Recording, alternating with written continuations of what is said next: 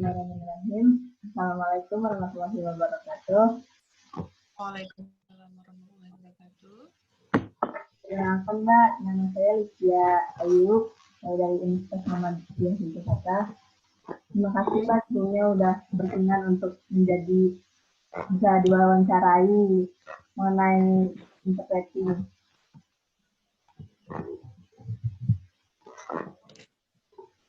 Mbak, kalau boleh tahu, Mbak namanya siapa ya Mbak? Mbak bisa memperkenalkan diri Mbak? Mbak dari mana? Oke. Misalnya. Aku asalnya dari Tegal sebenarnya, dan sekarang ini masih aktif kuliah di UIN Wali Songo Semarang. Mbak namanya siapa Mbak? Lianti Safitri, biasa dipanggil Yuli. Mbak, jurusannya jurusan apa Mbak? Jurusan apa? Aku kuliah di jurusan pendidikan bahasa Inggris, sekarang ada di semester 7. Mbak, kalau boleh tahu, bahasa apa yang pertama kali Mbak pernah terjemahkan gitu Mbak, dalam dunia interpreting? Pertama kali ya, menjadi seorang interpreter maksudnya? Iya, menjadi seorang interpreter. Sebenarnya karena sekarang ini kalau bahasa internasional yang aku ampu itu lebih fokus karena bahasa Inggris, karena aku sendiri kan kuliah di bahasa Inggris kan, lebih fokusnya ke sana. Kalau untuk bahasa yang lain sih itu belum. Sebenarnya aku tertarik sama bahasa Arab, tapi masih mencoba untuk mempelajari itu, karena kan memang di UIN sendiri kita memang dituntut untuk bisa bahasa Inggris dan bahasa Arab gitu. Dan bahasa Inggris pun kedua bahasa itu menjadi syarat kelulusan kita untuk keluar dari UIN gitu. Mbak pertama kali pengalaman Mbak dalam dunia interpreting tuh kayak gimana sih Mbak awalnya tuh, dalam konferensi apa ataupun dalam acara apa Mbak? Jadi ini ada satu pengalamanku pertama kali sih, pada tahun 2019 itu kalau nggak salah itu kisaran bulan-bulan September itu ada konferensi. Ini sebenarnya ada acara expo sih. Itu semacam education expo yang datang dari Tiongkok. Karena UIN sendiri kan ada kerjasama dari Tiongkok gitu. Jadi ada salah satu dosen itu yang merekomendasikan aku buat join acara ini. Sekaligus aku juga jadi inti buat melibatkan acara itu. Namanya Jiangsu Educational Expo, yang mana kita kedatangan tamu dari 20 universitas Tiongkok, dan mereka menawarkan seperti beasiswa, terus program-program yang mereka laksanakan gitu. Jadi ada suatu ketertarikan dari mereka untuk mengambil anak-anak Indonesia untuk kuliah di sana. Apalagi dengan biaya yang mungkin bisa dibilang terjangkau, dan bisa juga dapat beasiswa parsial maupun secara penuh. Karena ada beberapa jenis beasiswa yang mereka tawarkan, seperti beasiswa CS, Chinese Government Scholarship, dan juga ada beasiswa parsial, itu dari universitasnya masing-masing, kayak gitu. Jadi cuma sebagian beasiswa yang mereka berikan. Nah, di situ aku juga berprofesi sebagai Master of Ceremony dalam bahasa Inggrisnya, dan juga pada saat expo-nya itu, aku diberikan tugas untuk bisa membantu mereka menerjemahkan bahasanya mereka ke dalam bahasa Indonesia. Jadi kan karena orang Chinese itu mayoritas kan nggak bisa bahasa Indonesia ya, karena memang benar pas kemarin memang bahasa Indonesia sama sekali, dan aku pun berusaha untuk mencoba pertama untuk mengomunikasikan dalam bahasa Inggris dulu. Jadi setelahnya aku dapat informasi dari masing-masing universitas ini dalam bahasa Inggris, aku translatein ke bahasa Indonesia. Karena notabene tamu yang datang, maksudnya seperti karena ini kan sistemnya expo untuk mahasiswa yang ingin lanjut S2 ke sana. Jadi aku mencoba untuk menjelaskan ke mereka dengan bahasa, dengan translatan dari bahasa Inggris itu. Oh ya Mbak. Berapa lama sih Mbak menjadi kayak seorang interpreter itu berapa lama Mbak? Apa pernah setelah konferensi kata Mbak pernah lagi? Gimana? Berapa lama Mbak? Sebenarnya kalau berapa lamanya itu tergantung event sih, karena beberapa event itu aku juga ketika berprofesi sebagai Master of Ceremony, apalagi itu kegiatan internasional, itu aku mencoba untuk mentranslatekan bahasanya mereka ke audiens. Karena ada beberapa kali acara sih sebenarnya, dan itu yang aku syukuri itu adalah suatu fasilitas dari UIN ya, ketika aku ikut organisasi itu dan aku dipercaya untuk menjadi entah itu Master of Ceremony atau menjadi seorang moderator. Dan itu aku di situ coba untuk belajar dan terus belajar. Dan kalau selang waktunya itu ada mungkin beberapa bulan di acara itu ya. Jadi di bulan September kemarin tahun 2019 sebelum adanya COVID, dan pas di bulan Maret juga sebelum adanya COVID itu ada semacam seminar gitu, seminar yang dilaksanakan di kampus juga. Itu namanya Civic Engagement Seminar. Kita kedatangan tamu dari Australia juga, dan mereka mensosialisasikan tentang posisi kita.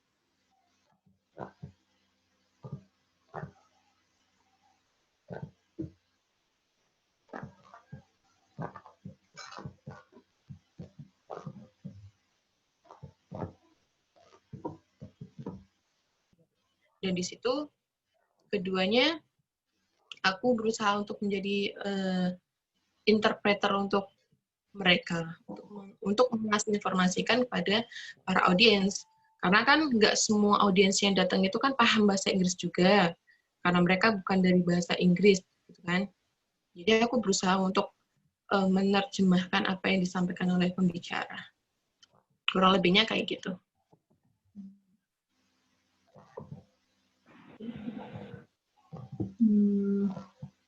Bagaimana Mbak? Awalnya Mbak tuh tertarik dalam dunia interpreter gitu. Awalnya tuh tertariknya tuh dari apa gitu? Sebenarnya kalau untuk ketertarikan sendiri ya, itu hanya modal berani aja sih. Kita mencoba gitu kan. Yeah. Kalau kita kemampuan tapi kita nggak asah, itu akan menjadi suatu apa ya, kelebihan yang nggak bisa kita maksimalkan di diri kita gitu. Jadi ketika awalnya sendiri itu karena aku sendiri udah suka sama bahasa Inggris gitu kan, dan aku berpikir kenapa nggak mencoba untuk menjadi sesuatu yang berbeda gitu. Ketika ada kesempatan, ya udah aku coba.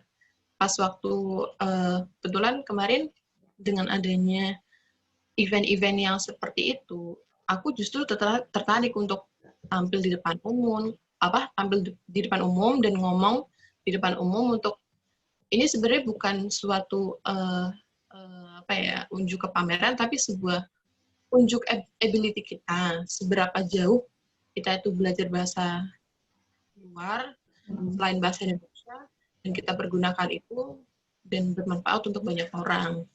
Kayak gitu sih. Mbak dalam menjadi seorang interpreter itu apa saja kesulitan yang Mbak alami gitu Mbak? Kalau kesulitannya itu kadang ketika pas acara Jiangsu kemarin ya, karena mayoritas dari mereka itu nggak bisa bahasa Indonesia, jadi kan harus dikomunikasikan dalam bahasa Inggris. Bahkan ada yang memang nggak bisa bahasa Inggris gitu. Jadi ketika bahasa yang aku punya nih, aku mampu dalam bahasa Inggris, tapi ketika orang yang aku ajak ngomong tapi nggak bisa bahasa Inggris, nah itu yang bakal jadi susah di aku. Karena notabene bahasa komunikasi mereka itu bukan bahasa Inggris gitu. Bahasa Inggris itu sebagai bahasa keduanya mereka atau mungkin sebagai bahasa asing. Kayak di Cina gitu kan, dia sebenarnya beberapa universitas paham bahasa Inggris, cuman ada beberapa juga yang dia nggak bisa bahasa Inggris sama sekali, itu ada. Makanya ketika ketika ada satu atau dua universitas kemarin yang memang nggak bisa bahasa Inggris, nah kita cari orang yang memang bisa bahasa Mandarin dan bisa mentranslatekan ke audiens untuk informasi yang mereka punya kayak gitu. Apa saja Mbak keuntungan menjadi seorang interpreter? Keuntungannya sebenarnya lumayan banyak ya. Satu, kita punya relasi dengan mereka dan kita bisa berdiskusi dengan mereka. Dan yang kedua, kita bisa tahu informasi secara detail dari informasinya mereka. Kita bisa menambah wawasan juga dari apa yang mereka punya, kita bisa dapat informasi. Dan yang ketiga, kita bisa bisa mengasah skill kita dalam bidang bahasa, terutama dalam berkomunikasi gitu. Karena bahasa Inggris sendiri kan sebenarnya penggunaannya kan juga berbeda-beda ya, antara bahasa kita ngomong keseharian, terus bahasa teknik gitu. Kalau bahasa anak-anak teknik kan akan berbeda lagi kalau kita pakai itu. Jadi ada 3 kelebihan menurutku, itu yang aku rasain sampai saat ini sih. Apakah Mbak menjadi seorang interpreter apakah jika kalau menjadi seorang interpreter itu harus mempunyai pengalaman yang mumpuni kan Mbak? Bisa diulang pertanyaannya, Hari? Apakah menjadi seorang interpreter harus mempunyai pengalaman yang mumpuni? Kalau misalkan menjadi seorang interpreter itu mau tidak mau kita harus belajar dulu kan. Nah, dengan itu yang kita ajak ngomong, apalagi mereka dari luar, mereka juga paham gitu. Ketika kita itu mau menyampaikan sesuatu untuk orang lain kan setidaknya kita harus paham terlebih dahulu nih. Nah, bagaimana ketika kita itu tidak tahu apa-apa, maksudnya kita hanya tahu informasi setengah, terus kita sampaikan ke orang lain. Bisa jadi itu adalah 2 pemahaman yang berbeda antara pemberi informasi sama kita mengasih informasi gitu. Nah, jadi memang kalau dibilang harus mempunyai atau enggak, aku katakan iya. Biar tidak ada terjadi miskomunikasi antara audiensnya maupun caranya langsung. Gitu. Menurut Mbak, apakah menjadi seorang interpreter itu menjanjikan untuk menunjang kebutuhan atau tidak Mbak? Menunjang untuk apa tadi, maaf? Kebutuhan. Ya, misalnya Kebutuhan. Iya. Maksudnya dari segi apa? Pendapatankah atau apa? Iya, dari segi kayak ya pendapatan mungkin ada menjanjikan nggak Mbak untuk salur itunya? Kalau ini ya, kalau misalnya konteksnya itu kita masih mahasiswa, mungkin ranahnya bukan ke arah salary ya, tapi lebih ke pengalaman. Tapi kalau kayak di perusahaan-perusahaan, bahkan itu kadang ada loh perusahaan yang memberikan space atau ruang buat para pencari kerja untuk kerja di bidang penerjemahan, di bidang interpreting kayak gitu kan, interpreternya seperti itu kadang ada. Nah, kalau ini ranahnya sebenarnya kita harus fokusnya kemana dulu nih. Kalau misalkan kita cuman memberikan diri kita kesempatan untuk bisa melakukan pentranslatean bahasa di ranah kampus, itu mungkin bukan suatu tujuannya kita untuk mencari salary di sana. Tapi kalaupun memang menjadi seorang interpreter, sekarang kan ada jasa penerjemah tersumpah juga, kan. Nah itu sebenarnya kalau dibilang salary-nya menjanjikan, aku katakan iya, karena itu jasanya itu biasanya dipakai itu kalau udah tersumpah, itu udah lumayan. Satu lembar itu udah sampai berapa puluh ribu atau berapa ratus ribu kayak gitu. Karena dulu juga aku pernah ditawarin buat nerjemahin satu dokumen gitu, dan per lembarnya itu dikasih dolar sih, bukan rupiah lagi. Jadi biasanya itu kalau misalkan kita mau menjadi seorang penerjemah atau interpreter, itu langsung ke harus punya lisensi, biar kita itu juga dipandang orang nggak sebelah mata, dan kita memang naungan tersendiri gitu. Kan ada tuh lembaga penerjemah tersumpah kayak gitu. Nah itu lebih menjadinya di sana dibandingkan kalau kita nggak punya lisensi apa-apa. Mbak, menurut Mbak nih, yang pengalaman yang pernah Mbak jadi seorang interpreter, apa saja sih sebagai seorang interpreter itu yang boleh dan tidak boleh dilakukan dalam menginterpretasikan menurut dari pengalaman Mbak yang pernah Mbak lakuin? Yang boleh dan yang nggak boleh. Ya, yang boleh dan tidak boleh dilakukan dalam menginterpretasikan bahasa. Kalau hal-hal yang boleh tentunya banyak ya. Kita bisa mengembangkan gitu kan. Kita bisa mengembangkan dengan bahasanya kita sendiri. Walaupun kadang mungkin ada satu dua kata dengan redaksi yang berbeda, tapi kan maknanya tetap sama gitu kan.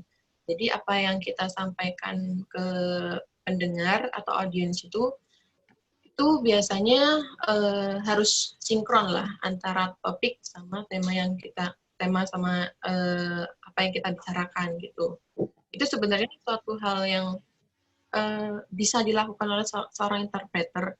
Itu juga harus punya wawasan yang luas ya. Jadi tidak hanya misal pembicara ini ngomong tentang masalah COVID ya, ngomong tentang masalah COVID. Nah, dia pakai redaksinya itu seperti ini. Nah, kita itu bisa menyampaikan ke pendengar dan bisa kayak mengkaitkan antara satu kejadian dengan kejadian yang lain, itu tapi masih satu makna kayak gitu. Itu boleh kita menambahkan. Bisa kita menambahkan jadi seorang interpreter itu. Karena gini, kadang ada bahasa-bahasa yang susah untuk dimengerti oleh pendengar gitu kan. Makanya kita cari bahasa yang lebih mudah dan dikaitkan sama hal-hal yang berkaitan dengan kehidupan kesehari-hariannya kita.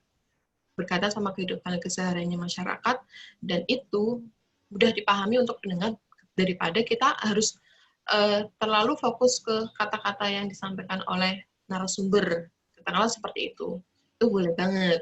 Tapi ada juga hal yang menurutku ini nggak boleh ya, nggak boleh kita lakukan selama menjadi interpreter itu, kalau misalkan kita menerjemahkan dokumen-dokumen resmi negara, itu biasanya udah ada bahasa yang tersendiri, jadi kita nggak boleh pakai bahasa yang lain kayak gitu. Itu kadang ada. Dan kalaupun menjadi seorang interpreter secara langsung kita ngomong, itu yang nggak boleh tentunya kita nggak boleh keluar jalur dari topik itu. Kayak gitu sih. Iya, ini seru banget Mbak. Jadi, pengen nyoba gitu. Boleh nanti kalau kapan-kapan misalkan kamu di Jogja mungkin ada event apa, coba aja gitu kan. Kayaknya tuh kemarin pas waktu acara Jiangsu Educational Expo itu juga mereka ke Jogja gitu kok. Karena kemarin aku juga sempat ikut konferensinya sama wakil wali kota sini di Semarang, Mbak Ita, dan juga beliau juga apa ya, kayak menyinggung atau ngomong juga tentang nanti setelah dari Semarang itu mereka akan ke Jogja. Tapi pas kemarin itu aku kurang tahu di univ-univ mananya aja sih. Jadi masih ada relasi antara dari Tiongkok itu dengan beberapa universitas yang ada di Jogja. Tapi kalau untuk datanya aku kurang tahu karena kemarin belum sempat ikut ke sana. Mbak, Mbak, makasih nih Mbak udah mau menjadi narasumber saya dalam untuk memenuhi tugas interpreting saya. Terima kasih banyak ya Mbak ya. Ya, sama-sama.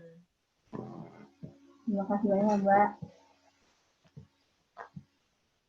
Ya, Mbak. Cukup sekian. Terima kasih banyak, Mbak. Maaf, Mbak, udah mengganggu waktunya. Kurang lebihnya mohon maaf. Assalamualaikum warahmatullahi wabarakatuh. Waalaikumsalam warahmatullahi wabarakatuh.